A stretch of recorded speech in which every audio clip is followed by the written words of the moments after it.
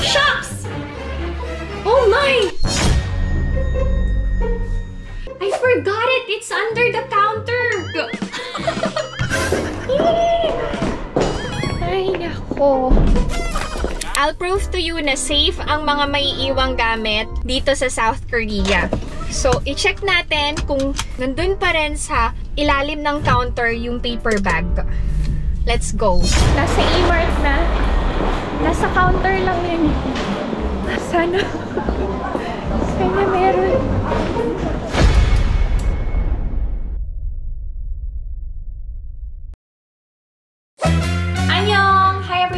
Welcome back to my channel. This is Pinay Mom in South Korea. For today's video, we're gonna do a grocery haul with price na. Kasi ang daming nagre-request nun. And ang tagal ko na din hindi nagagawa yung grocery haul na naglalagay ako ng presyo bawat item na pinamili ko. Actually, yung ganun, matrabaho kasi kailangan pa namin mag-convert from won to peso. Pero madaming curious and gustong magkaroon ng idea kung magkano ba yung bilihin dito sa South Korea. So, we're gonna do that. Kasama ko si Ina mag-grocery. And then, I wanna answer this question. Medyo personal and as much as possible talaga. I wanna keep my family's privacy. Pero, siguro, karamihan din sa inyo, curious kung totoo ba. So, sasagutin ko yan maya-maya. Yun, samahan nyo kami ni Ina today. Magbabanding kami. Magpunta muna tayo ng Mart. So, dyan lang kayo, Tunerizens. Di pala dyan lang kayo. Let's go together. Let's go.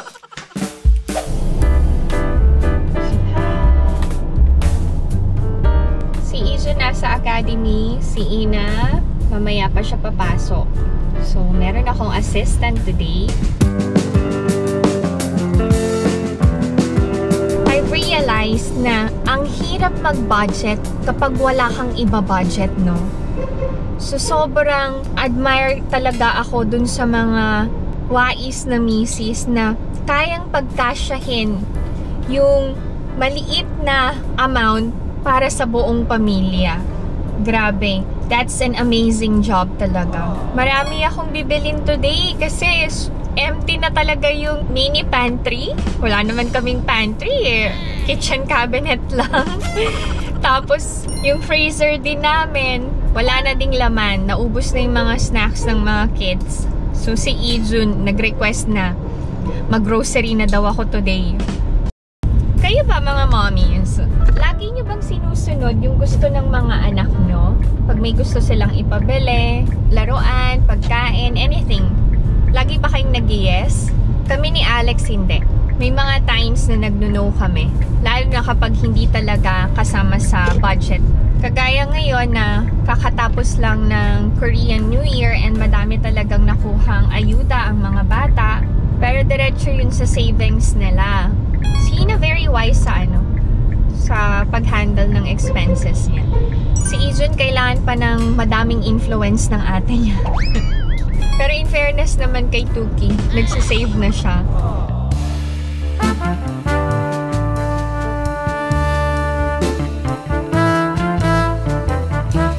We're already here. At least may kasama ko. Sa loob ng Mart, meron ng coffee shops. Actually, meron din sa ilalim. And then, food court. So, kapag nagutom ang mga shoppers, kain lang sila. And, usually, ang mga pharmacies dito sa South Korea ay sarado ng Sundays. Pero kapag sa Mart ka nagpunta, open ang pharmacy every day. May nagtatanong, bakit hindi daw ako bumili ng dishwasher? Siguro saka na lang kapag pina-interior na namin yung bahay namin. And right now kasi okay pa akong naguhugas talaga ng pinggan kasi favorite household chore ko yun.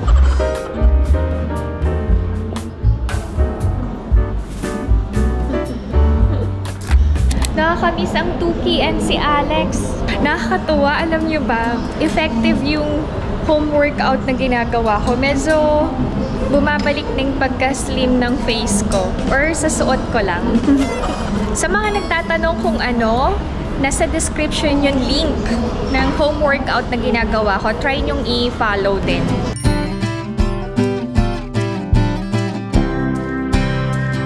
I'm gonna buy my husband's alcohol. Ito na lang. Dalawa. Pangtanggal stress ni Alex yun. Power ko para sa kanyang brother. Medyo bumaba na yung presyo ng strawberry. Napakaginto ng presyo. Hindi ko kayang bilhin.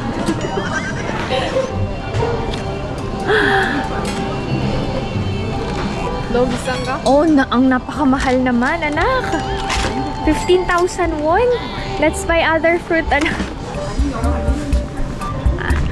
Ano ba nangyayari sa mundo?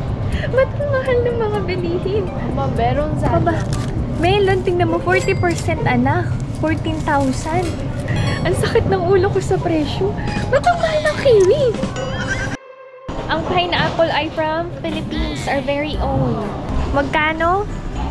5,980. Mura lang, oh. Ito medyo mura, kaya lang baka hindi masarap. Oh, yan na lang. Sobrang mahal ng prutas, tama na. May mansanas pa naman sa bahay. Kailangan ko bumili ng sausawa namin pang samgyupsal.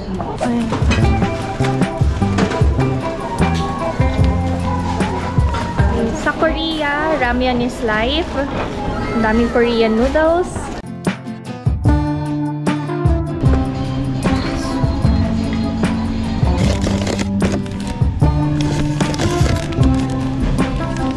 Halos lahat ng E-Mart merong no brand. And alam nyo ba, masarap and affordable lahat ng binibenta sa no brand.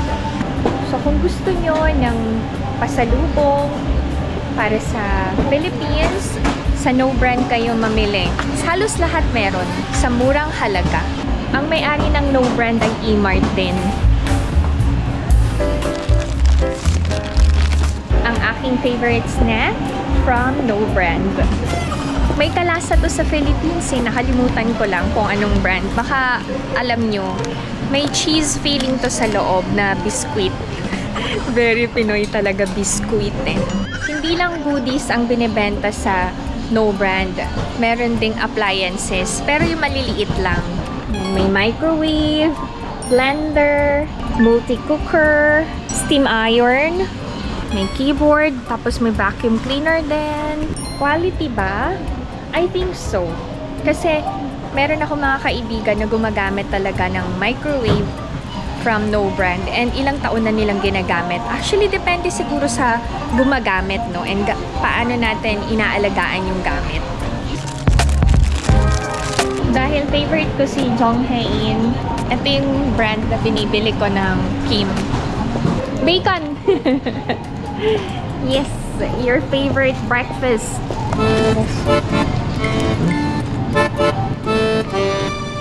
Busan omelet. Ang pinakasikat na fish cake ay from Busan, or yung tinatawag na Busan Omuk. Ang swerte namin kasi we don't have to buy kimchi. And ang kimchi halos hindi na namin makain lahat. Sa sobrang dami. Mahal daw. Arasta. Sige, iba. Okay, very good yan. Kino-consider ang presyo. Wala masyadong tao dito sa mart. Hindi nakakahilo mamili.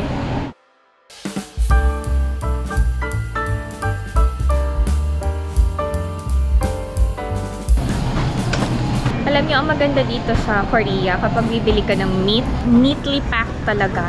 Very appealing sa mga shoppers na bumili ng marami.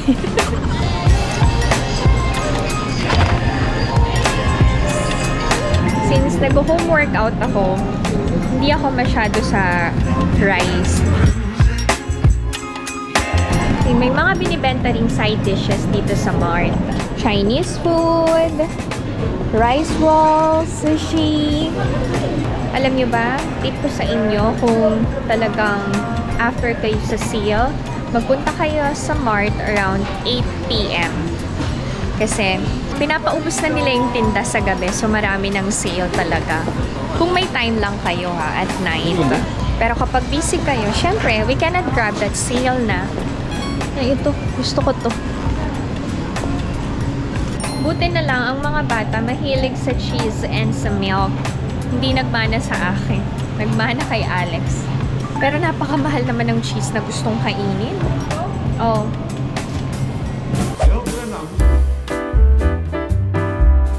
Time sale. So, for 10 minutes lang sila magse-sale nung Jango. After 10 minutes, balik na sa original price. From 19,900 to 9,900. So, pang third ako sa line. First time ko tong gawin, pumila sa sale. Dalawa lang. Yung may seasoning yung bibiling ko. Ganyan.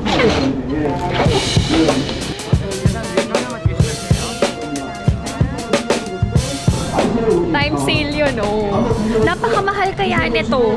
Alam nyo ba, pag kumakain kami nito sa restaurant, around 100,000 won. Good for 2 persons lang yun. Eh, 4 kami. So, more than 100,000 won yung binabayaran kapag may cravings kami ng Jango. Okay, at least may time sale. Pwede na tong pulutan ni Alex sa weekend. Di, favorite kasi namin mag-asawa to. Buti naka-sale. Magbabayad na kami. Tapos na ang aming pagmamart. Oy, naka-sale ang Innisfree. Okay. 1+1 nice. Thank you, Lord.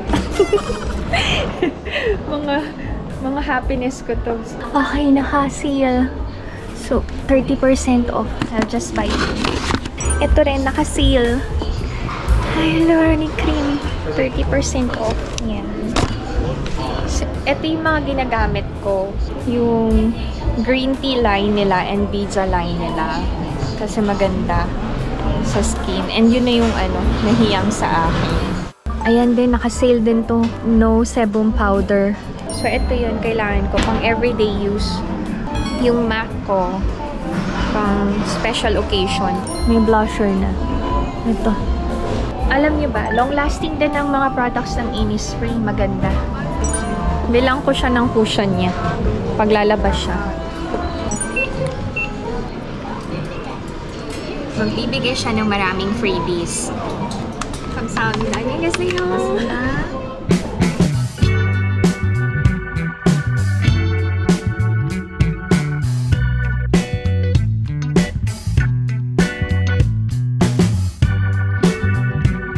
May sarili kaming shopping bags na dala.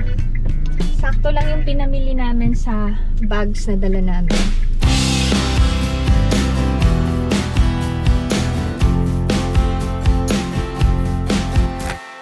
We are already home. Ayan yung pinamili namin. All in all, 3 bags. So, share ko na ang grocery haul. So, first, no worry, yung isang pack, meron ng 5 pieces. Bumili ako din ng affordable pack ng pork. Iba-ibang part na ng pork to. Siyempre, yung soft garlic cheese ring bagel. Morning bread. Literal na sa morning. Hindi pala sa morning lang kinakain ng mga kids. Si Ina kasi meron siyang napanood na bread snack na binibake niya. So, yun. At yun. Nakita niyo na yun sa vlog. Siyempre, ang double roasted seasoned gim. Masarap to na ibalot sa rice kahit wala na kayong ilagay. Ako nabubuhay ako sa kimchi, kim and rice. Masarap naman. Tapos ito yung time sale. Yangnyeom Jango. Dalawa yung binili ko. Kapag sa freezer daw, pwedeng i-preserve ng 1 month. Tapos kapag sa fridge, 1 week naman. Tapos, bacon. Bakit ba magkaiba yung binili namin? Okay. The other one is yung less yung oil. And then, ito naman, medyo sweet and soft yung bacon. Pero pag kinain mo naman, lasang bacon lang pareho. Wet tissue, 3 from No Brand. Mura kasing wet tissue talaga nila. Kiwi na naka-sale, 30% off. Mahilig kasi sa kiwi si Ina.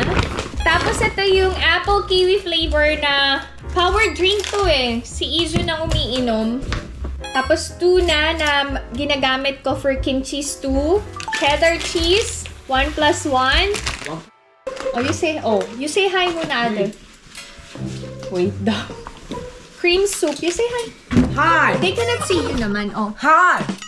How are you? How are you? Wash your hands first. Tapos, itong fresh alcohol to for Alex. Sweet corn, dalawa. Ba't daw ako bumili? Wala naman ng tatay niya. Sabi ko, bukas pag uuwi. Tapos, ito yung samjang na tinatawag. Pinakasawsawan na namin kapag kumakain kami ng grilled meat. Dalawang klase yung pinili ko. One for meat. And then, the other one is for vegetables naman. Tapos, wala akong mahanap na corn kernel. So, ang binili ko is yung super sweet corn. Ito ay sweet corn lang. Tapos, itong naka-box ay super sweet corn. Ewan ko kung gaano ka-sweet. Baka mas sweet pa sa akin. Wow! Okay, and then, more choco cookie, white hazelnut, sandwich na naka-sale. Ito yung cheese butter sandwich na favorite ko from No Brand. Mozzarella cheese. Ito yung Busan Omu. Ready to cook na to. Lalagyan lang ng butter. Tapos meron ng seasoning sa loob. Bumili ako ng Vienna sausage.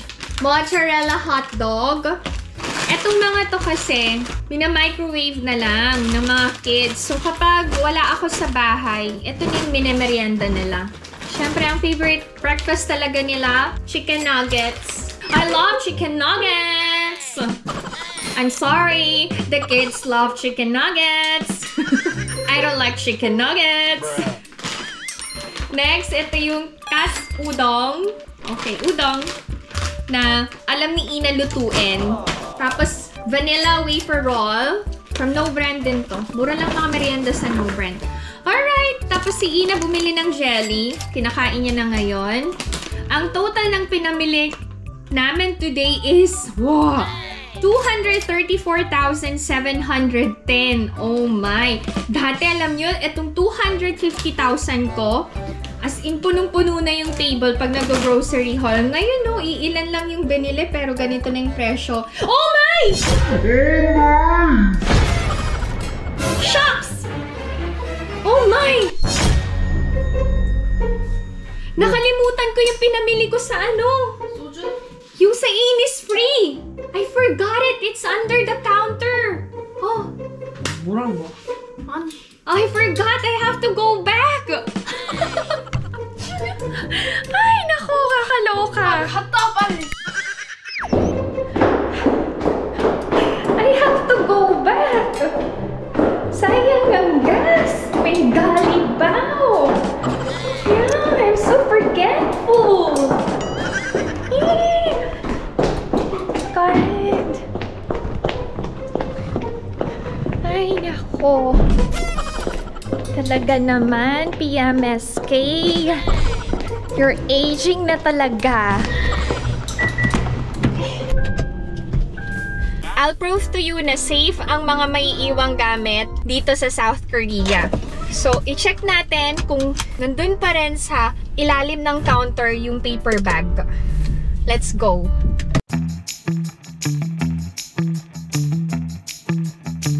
Nasa E-Mart na. Nasa counter lang yun. Sana meron. Ay, okay. Nakita ko na yung sa akin. Nandito nga. 저기요, 이거 가져갈게요. 감사합니다. So, I told you, nandun sa counter kung saan ko iniwan. That means, safe ang gamit nyo dito sa South Korea kapag naiwan nyo. Alam nyo kung saan nyo naiwan, dun nyo din babalikan. Let's go! Thank you, Lord! Magkano din to kung nawala to? I paid almost 85,000 won for this. Pero naka-sale to. Laki ng discount. Okay, let's go home na. Run, run, run, run, run.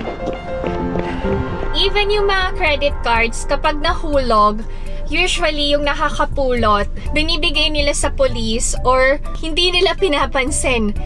Walang magdi-dare na gamitin yung credit card. Kasi pwede silang i-report and makulong. Takot ang mga Korean sa ganon. Nahingal ako dun ah. Wala pa naman akong jacket. Nagmamadali na kasi ako. Tignan mo to, tignan mo to. Ay, may iba talaga mga drivers na walang manners, no?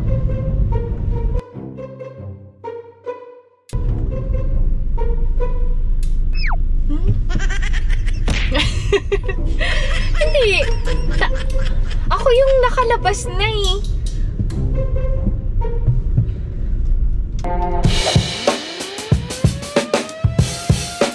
I'm already home. Buti na lang talaga, nandun pa yung pinamili ko sa Innisfree. Naiuwi ko pa sa amin. Thank you, Lord. Anyway, so sasagutin ko na yung tanong kung totoo ba na walang gana ang mga Korean men pagdating sa bed. To tell you honestly, in general marami akong mga Pinay friends na hindi na talaga active pagdating sa ganong aspeto ng buhay nila as mag-asawa. Pero, meron akong sinalihan na group before na mga Pinay wives ang members. Tapos iba-iba yung concerns nila. I have to be careful tackling this topic kasi may mga viewers ako na teenagers. As much as possible, gusto kong i-avoid yung mga ganitong topic. Pero sige, since curious kayo, mag-share ako, but I have to be careful ha. Para sa mga estudyante ko na viewers. So, going back dun sa group na yon, iba-iba yung concerns ng mga Pinay wives. Merong mga Pinay na nagrereklamo nga kasi hindi na sila active pagdating dun sa aspeto ng na yon. And meron din namang mga Pinay na nagrereklamo na sa Korean husbands nila kasi sobrang active.